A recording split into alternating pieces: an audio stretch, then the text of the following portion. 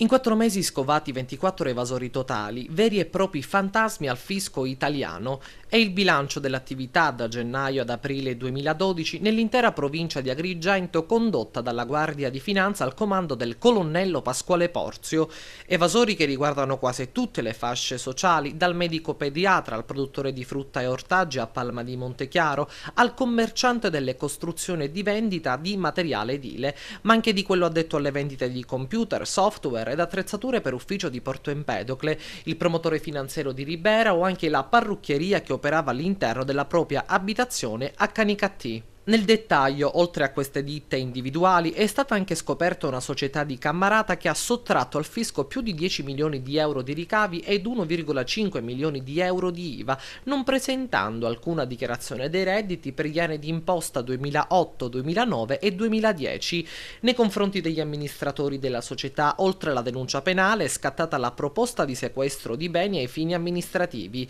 Sono state inoltre smascherate un agriturismo nel territorio del comune di Casteltermini e diverse imprese clandestine nel settore della vendita e riparazione di autoveicoli site in tutto il territorio agrigentino. Complessivamente i redditi che erano stati nascosti hanno superato i 21 milioni di euro, sono stati inoltre recuperati più di 4 milioni e mezzo di IVA, denunciate a piede libero 36 persone ed è stato proposto alla magistratura competente il sequestro complessivo di beni per quasi 3 milioni di euro. È stato inoltre accertato che alcuni degli evasori totali scoperti realizzavano le frodi attraverso l'emissione di fatture per operazioni inesistenti per un valore complessivo di oltre 12 milioni di euro. Il contrasto all'evasione fiscale in tutte le sue manifestazioni, dunque, si conferma come uno degli obiettivi principali della Guardia di Finanza per la realizzazione di migliori condizioni di equità sociale, presupposto indispensabile di ogni progetto di sviluppo dei territori.